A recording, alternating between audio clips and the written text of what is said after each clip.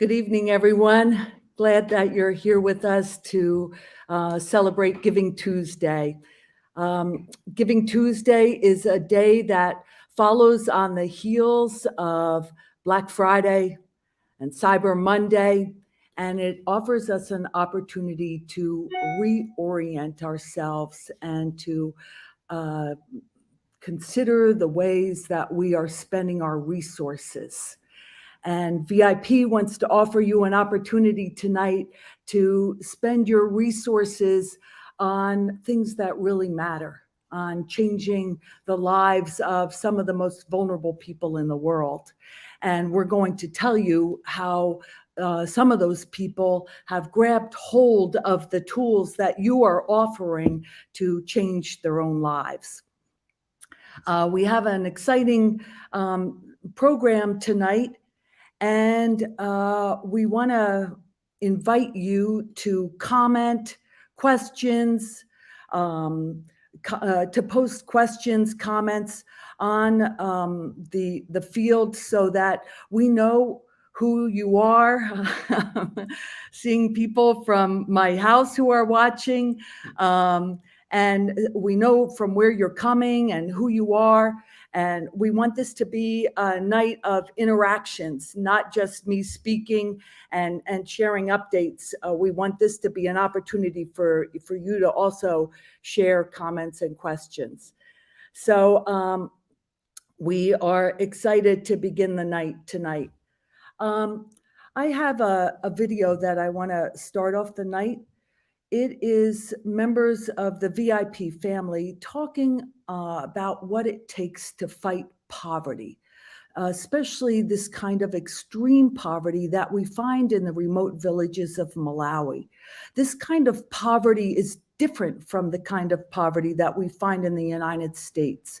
Malawi does not have a government that can come alongside the poor and offer them tools to change their lives. There's nobody to tax in Malawi, very few people. And so the kind of poverty that we find in Malawi is very complex. If people don't grow enough food in the season to support their families throughout the year, then their families go hungry. So the theme for Giving Tuesday this year, VIP's theme, is fighting poverty. And so we have some of the VIP family sharing their thoughts of what it takes to fight extreme poverty. So we're going to share that with you right now.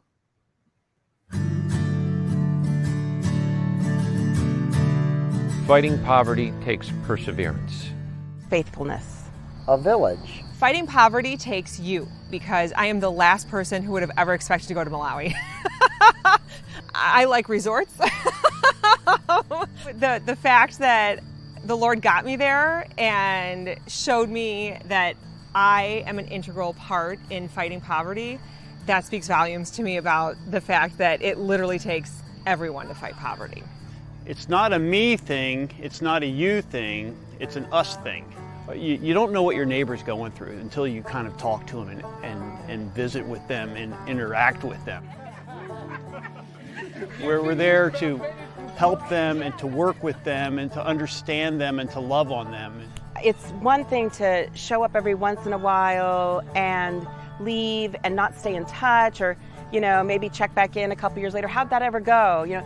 That's different. This is deeper. There's a lot of NGOs that do a lot of things, and Villages in Partnership wants to bring people together in a way that they learn to care about each other. And it's not just, oh, I've got some extra money, I'll give. It's, no, I need to care for them. They need to become a part of all of my financial planning, and how do I support them? Because it's almost like they're your extended family. I now have brothers and sisters in Malawi. Something I never would have said before. So many people treat philanthropy or giving or contributing as they go to a gala, they go to an event, and then you give money, and then you don't become involved, or you don't think about how can I impact this charity, or how can I impact this mission. And like everything else, whether it's marriage, whether it's work, your relationship with God, it takes perseverance to contribute and to follow through. We give them training and education so that they can take it to the next level themselves. So you can be assured that if you're giving, it's not something that's just going to only go as far as long as Villages in Partnership is putting money in their hands. We're just getting them started. We're building a clinic, and then the Malawians are running clinics. We build schools, and the Malawians run the school. We build bridges, and the Malawians maintain the bridge. They are an integral part of the sustainability effort that we have, in that they take ownership of every project that we do. Fighting poverty takes a village. It's faithfulness. Perseverance. You.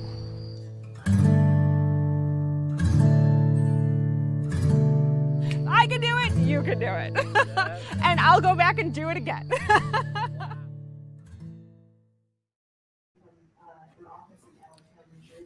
Jenny Garst has such a funny story. She told me that her church had sent her an email inviting her to consider a trip to Malawi. And she, when she got it, she just deleted it, thinking that it was just a joke to consider going to Malawi. And so when she says, if I can do it, you can do it, she just has an amazing story of how God worked in her life to bring her over to Malawi. And now her whole family is fully involved in the fight against extreme poverty. So thank you to all our VIP family. That is the idea, that we all come together. And when God calls us to come together and share what we have, we are building his kingdom here on earth so that everyone has enough, that everyone has enough. That's a vision of the kingdom of God. Fighting extreme poverty is very complex. And so that is why VIP addresses 6 critical resources. We develop with the villages 6 critical resources: access to water, food security, education, infrastructure, healthcare, and economic development.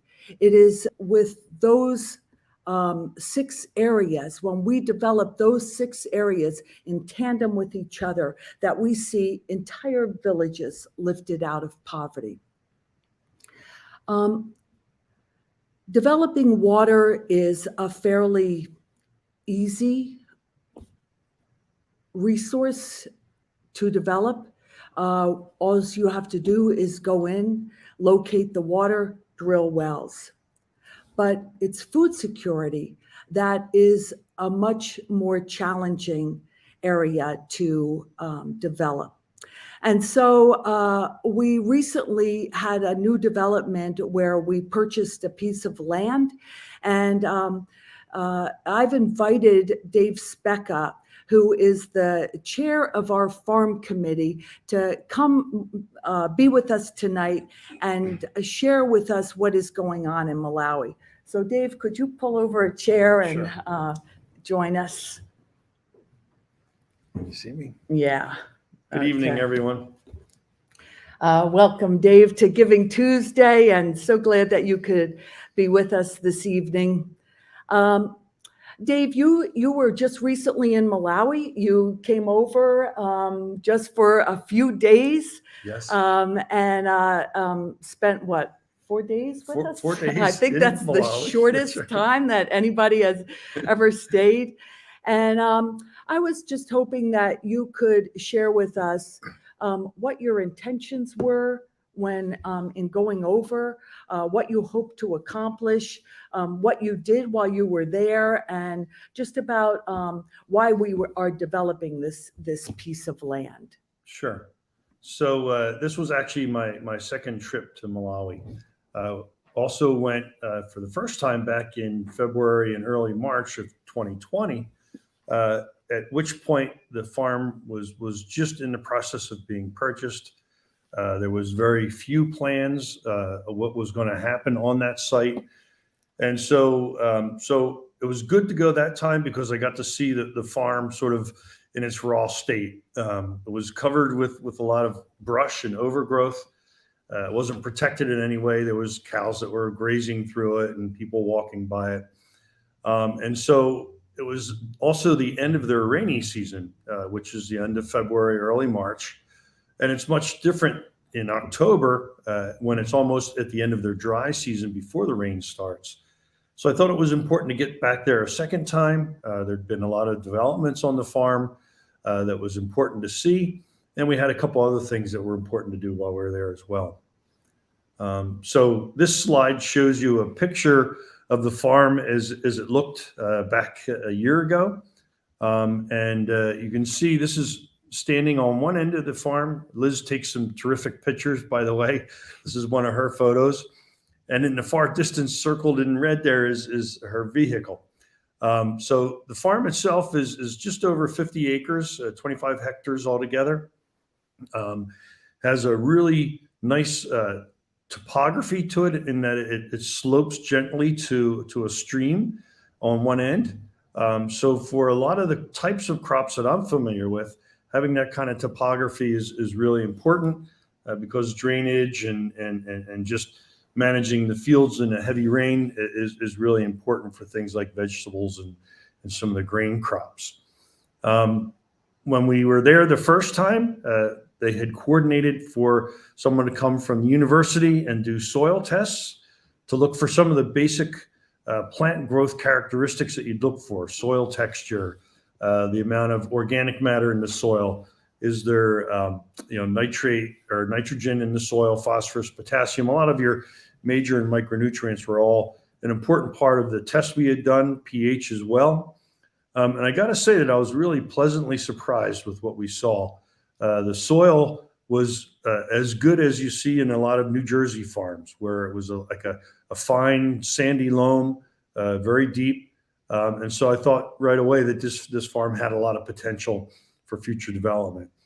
Dave, maybe you can tell everybody, what is the intention for this farm? Why do we want to use? Why did we purchase this land? What do we want to use it for? Yes, so this farm is purchased as a demonstration and training farm, and its intent is that it will actually a couple of reasons for the farm and functions for it. One being that we will demonstrate sustainable farming methods for the small scale family farmer who's growing food just basically in a sustainable manner for his family or her family.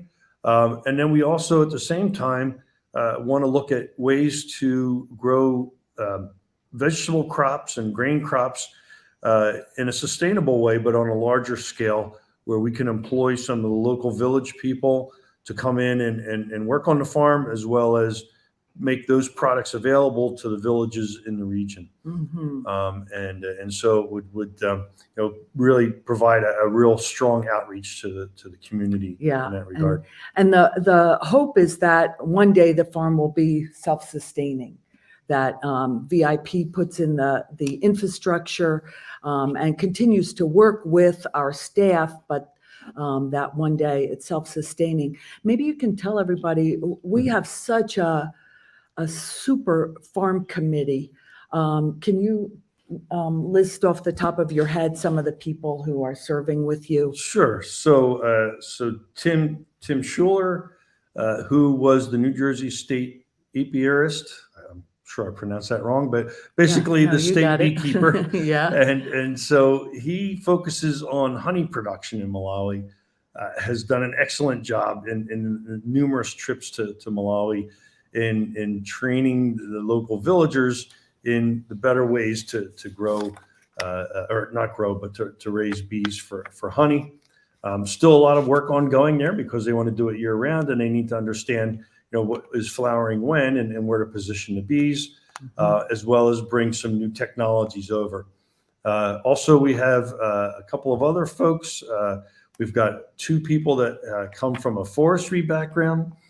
We've got Dave Bepler from Penn State University, who also has done in his career a lot of very good agricultural engineering and maintenance types of projects.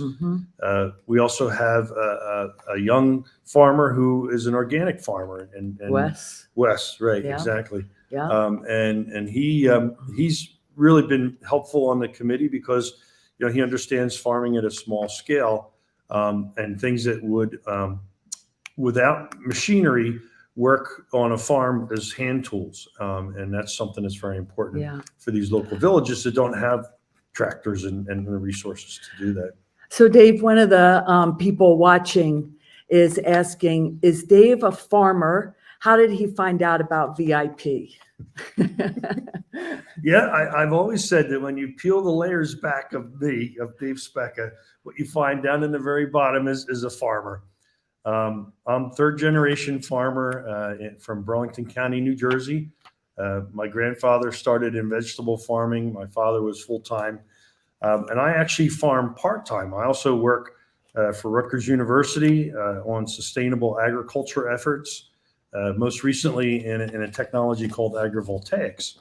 And so that's my day job. And then just about every hour in the evening and every weekend, I'm working at the farm along with my family, who does work there full-time in a vegetable operation and is primarily pick your own. So it's definitely direct to the consumer retail kind of vegetable farming that we do.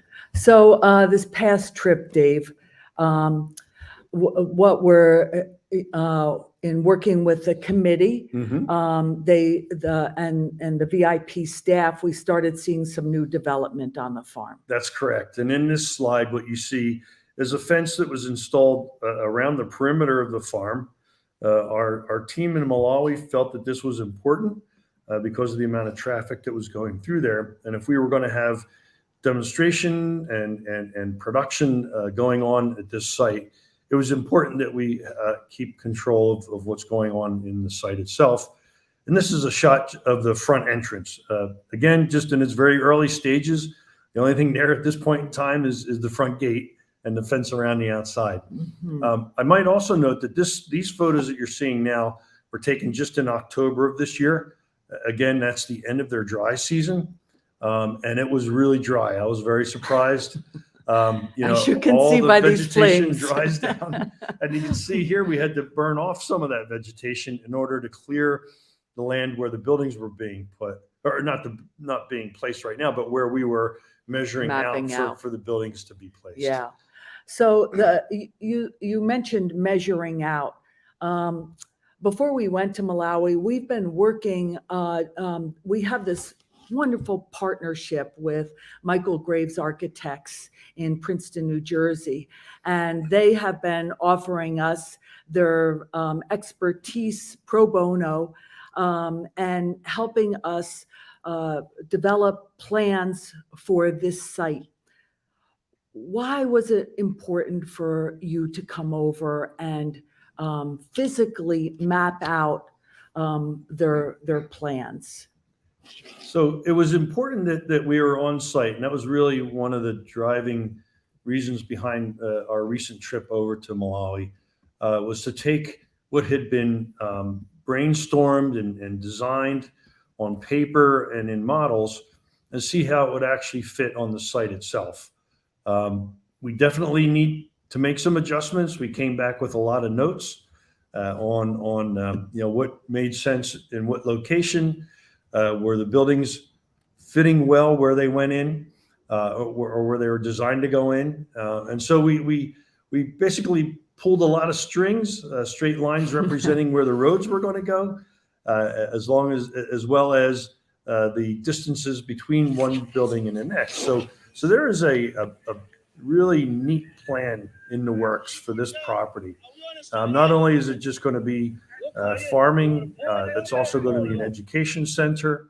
It's going to house the farm manager. It's going to also have a warehouse, as well as a number of other buildings that will become part of this campus that's being put together on that site. So it was really exciting. And it was nice being there together with the team from Malawi, because it gave us a chance to bond a little bit and collectively see how things would be laid out and try and envision that. And I think it really helped the Malawi team, or the team in Malawi, also visualize what was part of this plan. Dave, one of the things that I think might be interesting for people to hear is why are you doing this? Why spend so much time and money on this? It's not a cheap flight to fly to Malawi, and it's not very comfortable accommodations once you get there. Why are you doing this, Dave? It's funny you asked that. I get asked that same question a lot by my wife, actually. Isn't she planning to come over with us? Yes, she is, actually. Yeah, I thought so. In one of the future trips, she's looking Good, forward to it as well. Good. We're waiting for you, Lisa. Hope she's watching. Yeah. But at any rate, I think really when it comes down to it, I've been truly blessed by the Lord. He's blessed my farm. He's blessed my family. And it's only fitting that I would take just a portion of the talents that I've built up over time, a portion of my time, a portion of my resources, and give it back to the society, to this world that God's created for us. And there are people out there who are certainly a lot less fortunate than we are. And I hope to be able to transfer some of that blessing to them. And it's not just to hide under a bushel, it's to spread around.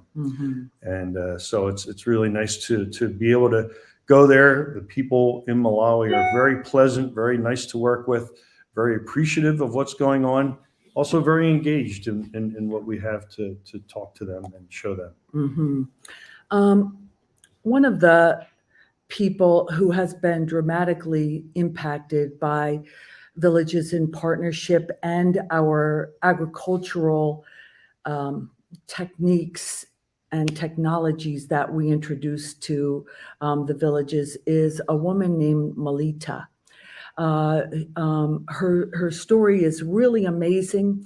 I've watched her over the years embrace new VIP initiatives, and so we it's people like her that we're hoping that this farm will impact.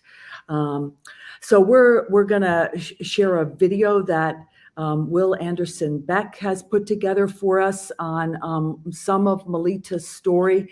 I just want to give a shout out to Will. He took all this footage that I brought back and that we collected from Malawi on Melita, and it's very challenging making a video when you're dealing with translation, and he just did a great job. And so let's watch this video now. Thank you, Dave, for sharing your story with us. You're very welcome, and thank you, Liz. Yeah. Thank you very much.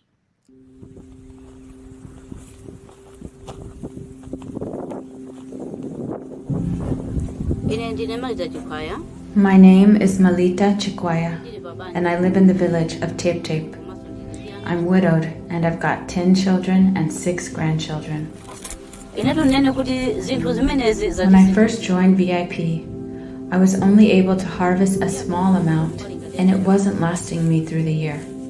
When VIP came in the village, she was one of the poorest households. She lived in a house, a small house, grass thatched. At first, my house was there. It was a very small one, and then that house fell down due to heavy rains. I started working with VIP in 2014. I participated in conservation agriculture. She has been engaging herself in every intervention or activity VIP brings in. We talk of planting trees. She's in a committee, a forestation committee in her village. We talk of beekeeping. She is a beekeeper. We talk of VSL. She is a member of a VSL in her village. I'm doing all these things so that my family doesn't lack money. We have everything we need. That's why I grab everything that VIP is bringing. My only son, my lastborn, and my grandchild are living with me. I'm able to provide both of them with everything they need at their schools. When we talk of Marita Chikwaya, she's really exemplary, and not just her village, but the whole impact area where we are working in. I'd like to thank Mrs. Chikwaya, who has taught us a lot about farming. When I visited her, I closely examined the way she farmed and what was in her field. When I practiced conservation farming back on my own land, I was able to harvest 2.5 bags, even though it was a small piece of land. I want to thank God, and I pray that VIP will continue with the spirit of helping people. I want to thank Mrs. Chikwaya for teaching us farming, especially conservation agriculture. When I saw how her maize looked, I asked her how she did it. I've studied how she planted and took care of her farm and went back home to practice. Since then, I've been able to harvest successfully, and even though the garden I planted was very small, I know I've benefited a lot. I also wanted to thank VIP because of what you are doing.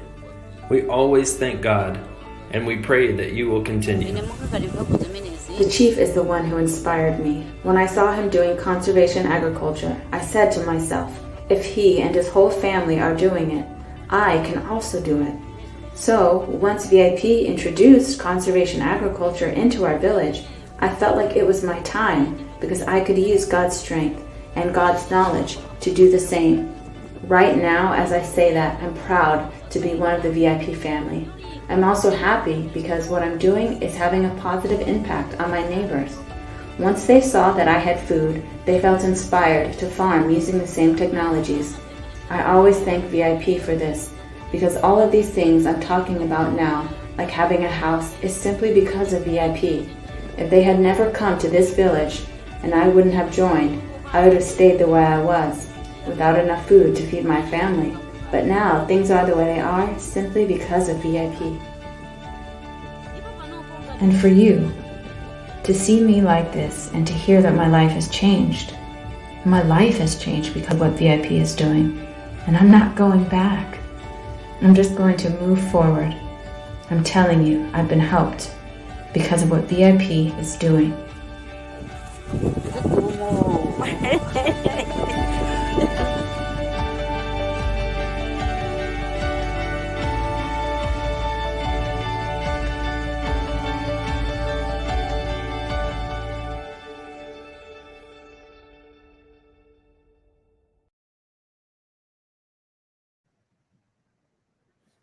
Melita's story is so inspiring. Sometimes when I feel discouraged, I think about people like her, Inusa, Jeremiah Maxwell. These are just a few of the people who stop me and tell me that their lives have changed, that they are no longer living in extreme poverty, that they have enough food to get them through until the next year, that they're able to pay for their children's school fees, that they put an iron sheet roof on their house. It's just amazing the way that when we all come together, that people have enough. One of the biggest areas thank you, Bob. Good to see you here with us. I know you were struggling to get it with us tonight. Thank you. One of the biggest projects that we're working on right now is the construction of a health clinic in the very remote area of Kanda. Kanda is a village where VIP was not working. And, but when the medical team would come on the ground, we would offer a clinic there because there is no medical clinic in the area. And children are dying from malaria and other preventable diseases. Women were dying in childbirth. Sometimes they were telling me stories of their husbands driving them on bicycles in the middle of the night to the nearest clinic, and sometimes they wouldn't make it and have to deliver a baby in the field. So really challenging health problems in this area. And so the chief came and offered us land to build this clinic. So we just started building it this year. We are in an agreement with the government, and it's really amazing. The villagers are all helping where they can, helping to build this. This shows some of the women who are so serious. They are all from the surrounding villages, but they are here helping the contractor build this clinic. When they heard who I was and that I'm with VIP, they stopped me and wanted to tell me how they're grateful they are to the VIP family for bringing this beautiful building to them. So this just is going to give you a glimpse of the building. This is the entrance, and then we're coming over. This will be the maternity wing. And so we have actually two wings. This will be the reception area, and on the other side is the outpatient wing. And the outpatient wing will also have a room for dental, HIV/AIDS counseling, and eye treatments. So it's just really an amazing structure. We still have to raise funds to build 5 houses for clinicians and nurses, because this building, this project is so remote that the government demands, when you are building in such a remote area, that you have to build houses for the clinicians and nurses, or else they will not be able to serve. They will not be able to get there on time. Another huge initiative that VIP is in the middle of doing is our secondary school. And so we want to share another video with you of the One Heart Secondary School that just opened its doors in February of 2021. The schools were all shut down due to COVID. And then in February, the government reopened the doors. And this was the first time that One Heart Secondary School opened her doors.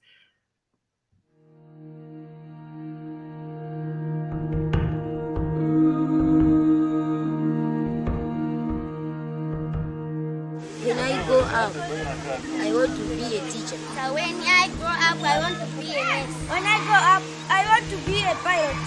When I grow up, I want to be a doctor. When I grow up, I want to be a soldier. When I grow up, I want to work for VIP. When I grow up, I want to be a bank manager. When I grow up, I want to police officer. When I grow up, I want to be a president. Villages in Partnership has had such a huge impact in the villages where we work. It's hard to know where to begin. Following access to clean water and food security, the villagers have come to us with requests to build schools, to help them access primary school education and now secondary school education. Villages in Partnership has already built 3 primary schools, and we've been paying for students to attend secondary schools. But there was this one area where students did not have access to a secondary school. I remember one time when the VIP staff took me to visit one of the nearest secondary schools, and when I arrived there, I met some of the students for whom VIP is paying scholarships. And they sat down and told me they have to walk 2 hours to get to school and 2 hours to come home from school. And when they come home from school, then they have to start chores, collecting water, or going to work in somebody else's field to earn money for the families. So when I heard these stories from the students, it became very real to me of how much a secondary school is needed in this area. we began to search for land, and the problem was we could not find land in our impact area. And then we had a chief outside of our impact area approach us to offer us land. And it was a sizable piece of land, 5 hectares. I remember walking the boundary of the land, and then we accepted the gift from the chief and began building in 2019. The villages named the school One Heart Secondary School, recognizing the relationship that Jesus Christ has built between villages in the United States, churches, families, individuals, businesses, and villages in southern Malawi. We started construction of the school in 2019, and due to COVID, we could not open the doors until February of 2020 with our first freshman class of 58 students. The construction of the school has been such a huge blessing. Not only is it a beautiful campus, but it is transforming the lives of students for generations. And for the first time in their lives are having a vision that they might be able to go to college, that they might be able to one day be able to provide for their families. This is a huge transformation in their way of thinking. And so the vision for 2022 is to bring solar electricity to the school, to build a library at the school, to build an assembly hall where the students and teachers can gather as one unit. We need to furnish the science laboratories. These are all visions for 2022. So thank you for everything that you have done, for the lives that you have already changed, and the lives that you will be changing. God is blessing us all. Thank you.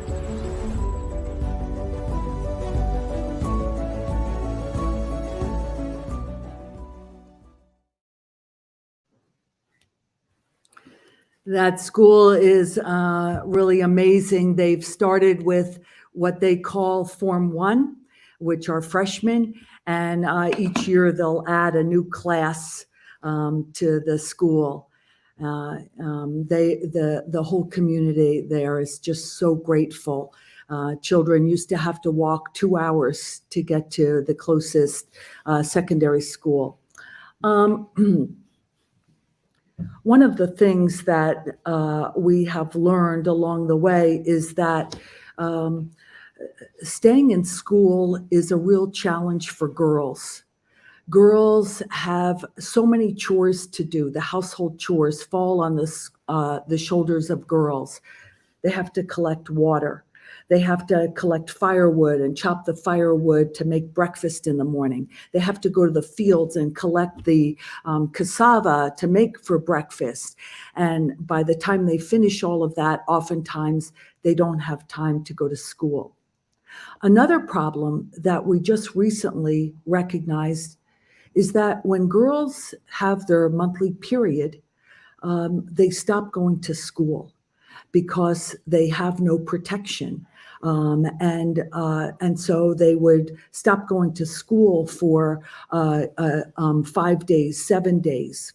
And when you're doing that month after month, you can no longer compete. You fail out. So we developed this partnership with an organization called Days for Girls. And we started a pilot project where we brought in 70 high school girls, and we invited Days for Girls to come. And they basically gave the girls a sex ed talk of biology, because having your period, all of these things are taboo to talk about in Malawi. And so Mabel here just talked openly about it, and she got the girls giggling and laughing and participating. And then they distributed these kits. and the kits had in them 5 reusable panty liners and an envelope that you slip the liners in. And they also included underwear, because underwear is expensive. And when you're fighting for food, you are not going to spend your money on underwear. And so when the girls got these packets, they were so excited about having a simple pair of underwear.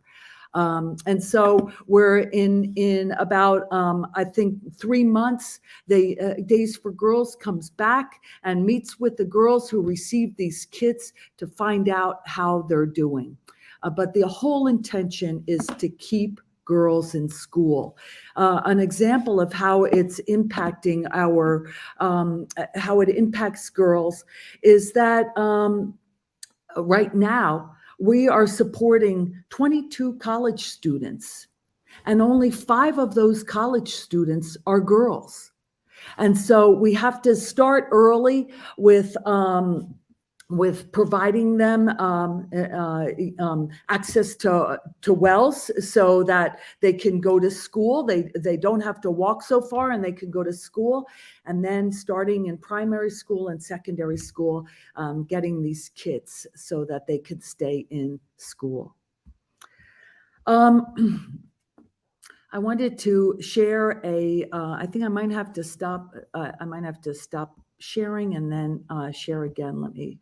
I wanted to share where we are working so that you can see our impact area. So I'm going to go to our Google Earth. I'm going to, start on the US so that everybody can get an idea of where Malawi is. Now we're shifting to sub-Saharan Africa, and now we're going to zoom in on Malawi. And then we're going to zoom in on our catchment area, our impact area. So I'm going to point out a couple of things. All of these are our 26 villages. We actually this year just expanded to 29 villages to include those villages. They're not shown here on the map, but it will include those villages who are providing us land to build the clinic, the secondary school, and an irrigation project. So way over here is the Conda Clinic. So you can see how much area that is going to impact. The nearest clinic is right here. This is a clinic, and this is a clinic. So you can see that to be on foot or a bicycle, there is no way that people in Conda can reach these areas. Down here is where the secondary school is. Now I'm going to show you the blue schools right here, here, here, here. These are all secondary schools. So again, to be on foot, there's no way that these students can make it to these secondary schools. The closest one is right here, and the students living in these villages told me it takes 2 hours for them to walk there. And so you can see that the dropout rate would be very high. The other great thing about where this school is being built is that it also is surrounded by primary schools, the ones in red. And so the government looks at 2 things when you want to build a secondary school with them. One is, are there surrounding primary feeder schools that will feed students into that secondary school? And the other one is that the other secondary schools are too far away for students to get to. And so this area where this chief offered us land has both of those requirements. Over here is where the farm is being built. The farm is being developed. So you can see that it has great access to our villages. So I just wanted to share that Google Earth with you. We're just so grateful for all of you joining us tonight. I'm wondering if there are any kinds of questions or comments that anybody would want to make.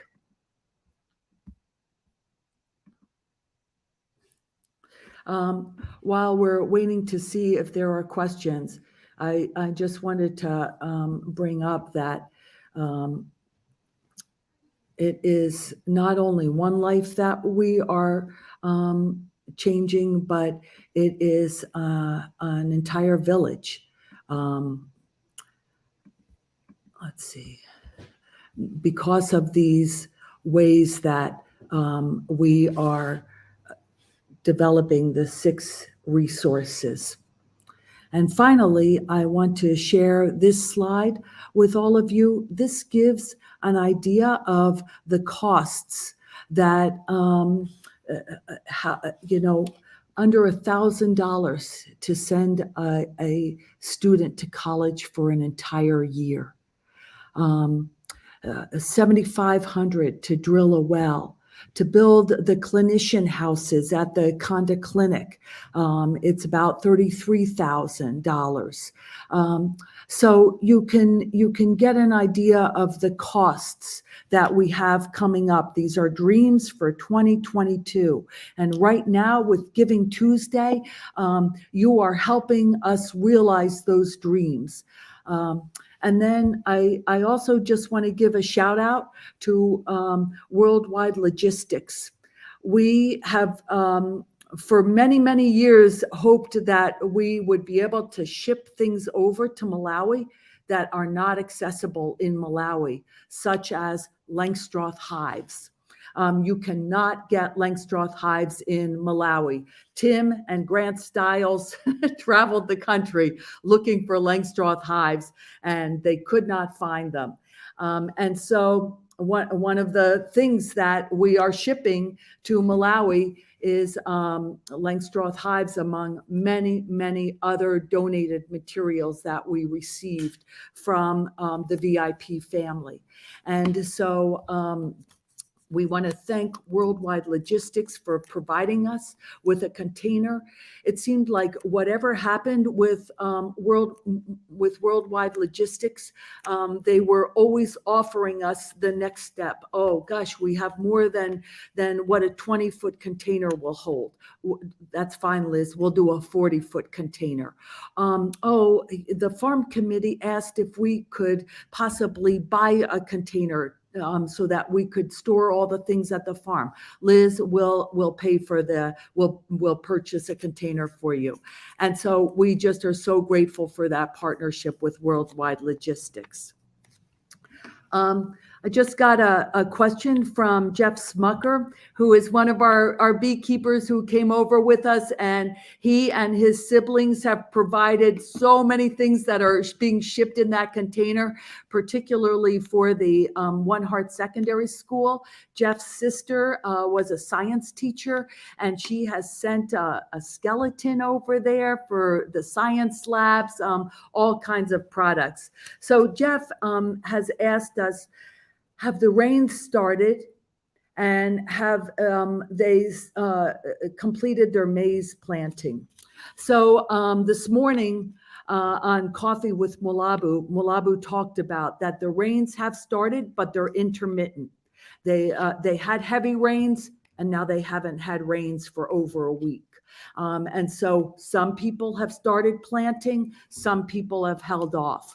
Mulabu said many people in Zomba have not started planting yet because they feel like the rains haven't been sufficient. This is very late for the rains. Usually they're coming mid-November.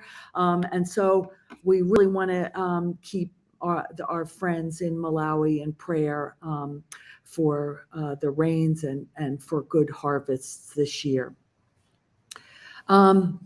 So I just want to, we're coming up onto our closing time. As many of you have heard, there's been another variant that has developed with COVID. The final slide that I want to show is the COVID slide. The blue slide shows COVID, the number of confirmed cases in the United States, and the red line shows Malawi. Malawi told us today that every day that the Department of Health gives them an update on new cases, number of people being hospitalized, number of deaths. And he said many days there are 0 cases. As you can see, the line is flat. And so we are hoping that the borders will be reopened. We have a medical team and a beekeeping team who are planning to go over. The beekeepers are planning to go over in February, and the medical team is hoping to go over in March. And so we are just praying that we will be able to go back over and serve. I just want to close with scripture here tonight. This, I feel like, speaks to the VIP family. It's from the very early church and how they all lived together and how Jesus calls us to live. And I feel like the VIP family is modeling that same vision. This is from the book of Acts. Now, the whole group of those who believed were of one heart and soul, and no one claimed private ownership of any possessions, but everything they owned was held in common. With great power, the apostles gave their testimony to the resurrection of the Lord Jesus, and great grace was upon them all. There was not a needy person among them. That's the vision of VIP, that we all share what we have, and that not a needy person will be among us, that we will all have enough. Thank you for being with us tonight. God bless you. Erin is just reminding me that we wanted to give an update of where we are with our goal. We have a $50,000 goal for Giving Tuesday to raise on this day. And so, Erin, can you share with us where we are? I have no idea until he brings up the screen. Okay, he's just bringing it up right now.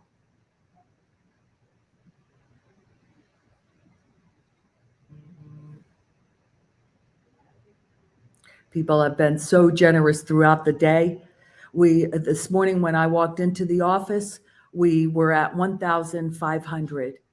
And right now we are almost at 40,000, $10,000 away from our goal. And so this is amazing, the way that people are so generously sharing with us. It's not just one family, 2 families. It is hundreds and hundreds of people coming together to offer what they have so that we all have enough. Thank you to the VIP family. We're so grateful that you spent this time with us. God bless you for you are blessing others. Amen and good night.